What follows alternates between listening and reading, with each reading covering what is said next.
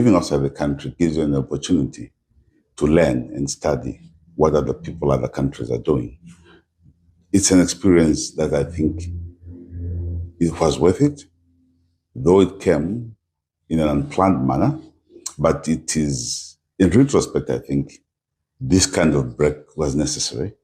This kind of education, learning by seeing what other nations, other people do, it helps you to enhance, perhaps also to say, if we had done the following in our own country, or if we do this, we might improve the living conditions of our people. Mm-hmm.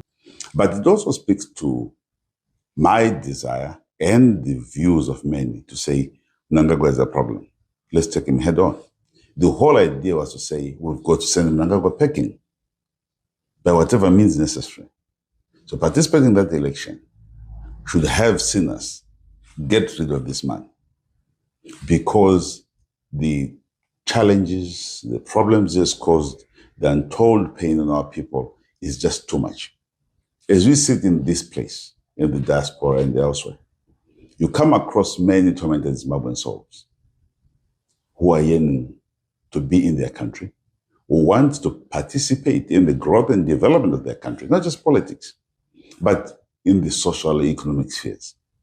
But you have a feeling that we have a dinosaur who is sitting on top of the country, who is presiding over a very unpleasant, very uncouth institution meant to benefit a few.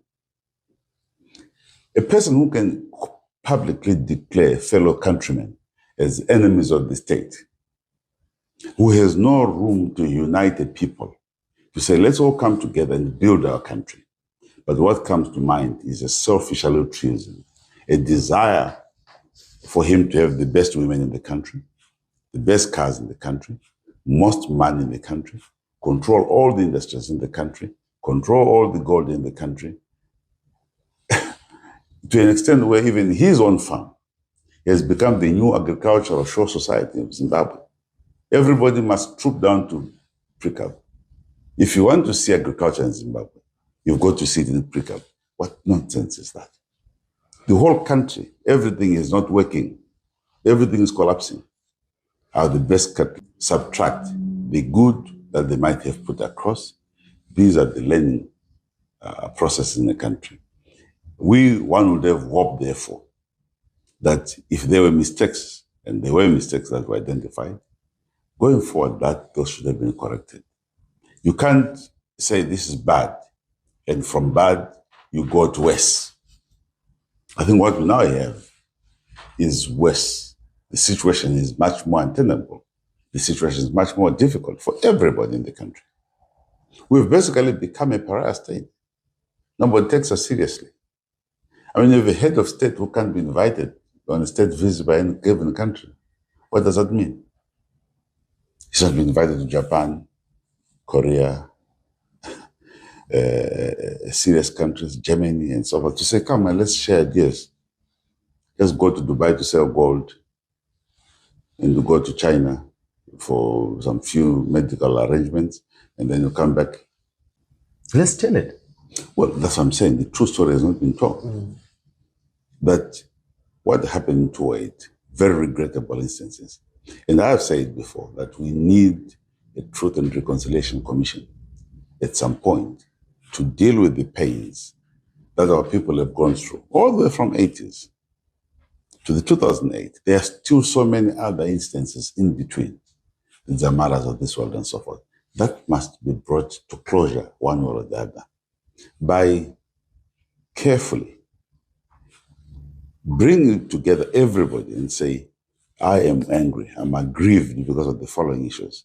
Can I have some clarity on what happened? Can those who did what, just tell us what they did? Because we have tended to ascribe the responsibility at times to the wrong people.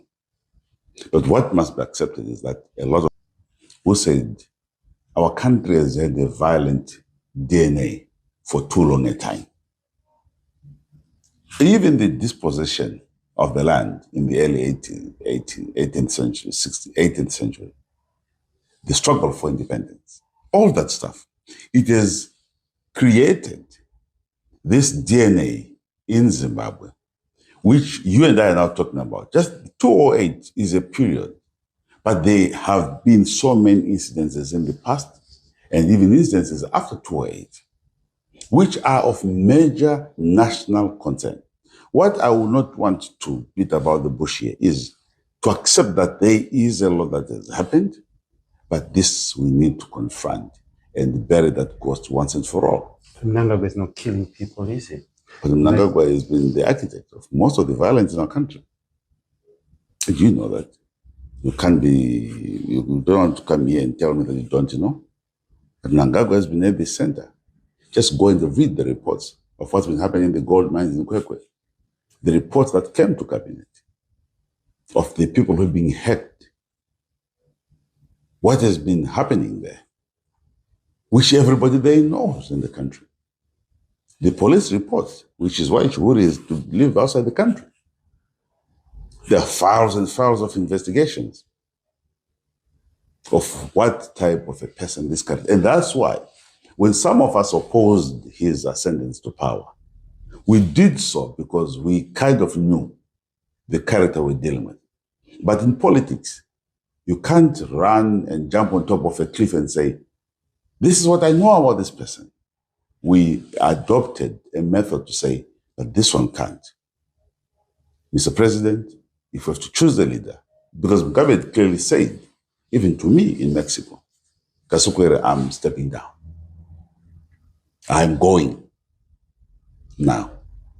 But I now want us to have a process of having a new leader come up. We went through these names.